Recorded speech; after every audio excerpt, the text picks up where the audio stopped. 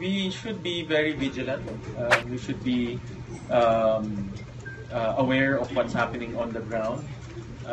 Sa ngayon, we're talking to the leadership, but dapat alam rin natin yung realities on the ground. But again, this is in context of moving forward. So, whatever it takes to reach that peace that we are all yearning for, dapat gawin natin yan dahil walang kapalit ang buhay na mawawala at buhay na mamamatay.